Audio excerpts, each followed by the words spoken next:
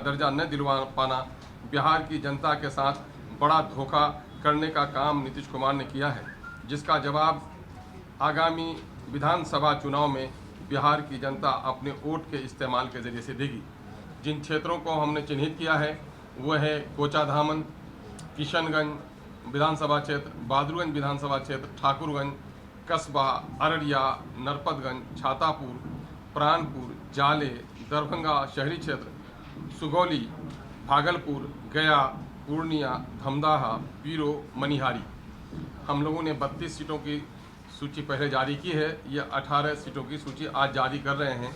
इस तरह हमारी पार्टी ने 50 सीटों की सूची अब तक जारी कर दी है और ये हम आपके माध्यम से ये संदेश बिहार की जनता तक पहुंचाना चाहते हैं। जी, ये जितने भी सीटों पे आपने उम्मीदवार उतारा अधिकांश मुस्लिम बहुल है, कोई खास रणनीति है क्या इस बार के विधानसभा चुनाव? नहीं, शायद आपने इन 32 सीटों के बारे में सही तौर पर अध्ययन नहीं किया है। इसमें एससी की सीट भी है, बीजेपी की सीट भी है, मुस्लिम बाहुल्य भी है और जहां पर मुस्लिम कम संख्या में है वो तमाम तर सीटें हैं। हमने सीटों का चयन करते हुए अपने संगठन के मजबूती को देखा है। जहां हमारा संगठन मजबूत हुआ है वहां हमने उस सीटों का चयन किया है।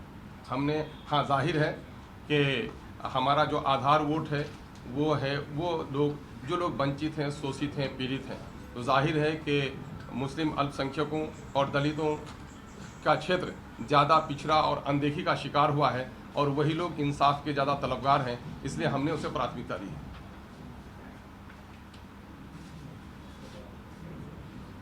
क्या किसी के साथ गठबंधन भी हो सकता है बिहार में? शुरू दिन से हमारी पार्टी की पॉलिसी रही है कि जेडीयू भाजपा की ये निकम्मी और सांप्रदायिक सरकार को उखाड़ फेंकने के लिए बिहार में कोई एक ऐसी पार्टी नहीं है जो तन्हा ये लड़ाई लड़ सके। उसके लिए गठबंधन ज़रूरी है। गठबंधन के लिए हम पहल करते रहे हैं। जेडीयू भाजपा के खिलाफ जो भी गठबंधन बने हम उसको शामिल करने के लिए, उसमें शामिल होने के लिए दिल दरवाज़ा दोनों हमारा खुला है। एनडीए में लोजपा भी है, आपने लोजपा का नाम नहीं दिया है। लोजपा बिहार का सवाल, लोजपा बहुत कम तादाद में है वहाँ पर, लेकिन असल जो पैंतरा बिहार की जनता के साथ जो फ्रॉड किया है, लोजपा की हैसियत बिहार में बहुत ज़्यादा नहीं रह गई है। बिहार के वर्तमान सरकार में मैं चूँकि निशाना इसको बनाया हूँ, नीतीश कुमार ने भाजपा के साथ मिलकर आरएसएस और भाजपा के एजेंडे को बड़ी मजबूती से यहाँ पर नाफिज किया है। नीतीश कुमार जी ने 2015 में गैर भाजपाई बनकर वोट लिया था सेकुलर लोगों का।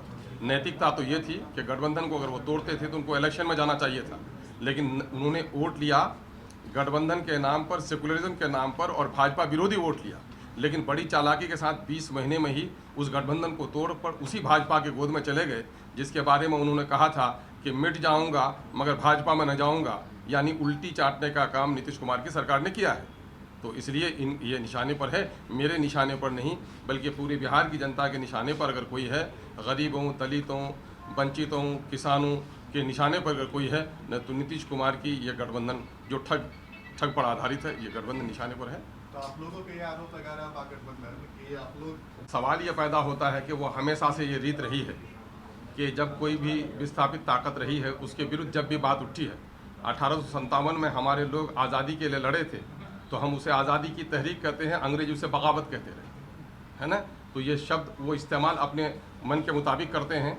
हम बिहार की जनता को न्याय और इंसाफ दिलाने की लड़ाई लड़ रहे हैं और मैं उन लोगों की बात कर रहा हूँ जिनके साथ इन्होंने जुल्म और नाइंसाफ़ी की है। और शुरू में ये सभी पर आरोप लगते हैं, जब भी कोई नई पार्टी बनी है उन पर यह आरोप लगा है। ये कोई नया आरोप नहीं है, ये वो पार्टियां ज़्यादा आरोप लगा रही हैं जिन्होंने दलितों को, अक़लियतों को अपना वोट बैंक बनाकर रखा, उनकी समस्याओं का समाधान नहीं किया। जब उस आबादी से आज इंसाफ की बात उठती है तो वो ये समझ रहे हैं कि मेरे पांव तले ज़मीन खिसक रही है, इसलिए इस पर आरोप लगाया जाए।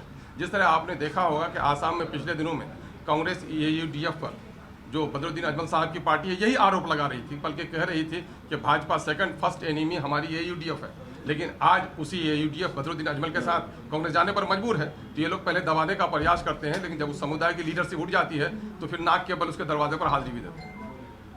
क्या पप्पू यादव के साथ गठबंधन हो सकता है? वो एनडीए का विरोध कर रहे हैं। जदयू भाजपा के विरुद्ध जो भी ताकत आए उसको एकजुट करने का प्रयास हमारा। पप्पू यादव से परहेज नहीं है ये कह रहे हैं। यकीनन है कि भाजपा और जदयू के खिलाफ जो भी लड़े उसको साथ आना नाम चाहिए। लेने से परहेज कर रहे हैं। नहीं, परहेज का मसला नहीं है। मामला है कि हमारा सबसे पहला टारगेट है जदयू भाजपा की सरकार को उखाड़ फेंका जाए। उसके लिए जो भी लोग आए साथ में आना चाहिए। तो इसके लिए आज अजीम इत्तेहाद के साथ आप लोग जाएंगे क्या, आरजेडी के साथ और जो महागठबंधन? भाई हम लोगों ने तो दरवाज़ा अपना खुला रखा है, दिल भी खुला रखा है, हम लोगों ने साफ कह दिया है ना। या उन बड़ी पार्टियों की जिम्मेदारी होती है वो किसको किसको साथ लेते हैं।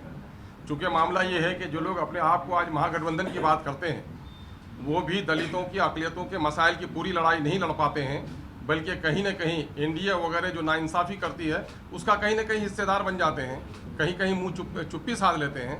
इसलिए वो लड़ाई धारदार जब तक नहीं हो सकती है जब तक कि उस समुदाय के लोगों की शमूलियत उसमें नहीं हो। आज वहाँ पर सन ऑफ मल्लाह की जगह है, वहाँ पर कोयरी और कुर्मी के नाम पर लोग जगह देने का काम कर रहे हैं, लेकिन बिहार की 17% अक़लियतों की एक बड़ी पार्टी बनकर आई है MIM, अभी तक उसको साथ में नहीं लिया जाना अब उसके नीयतों का मसला है, हम तो उसकी बात नहीं कर सकते।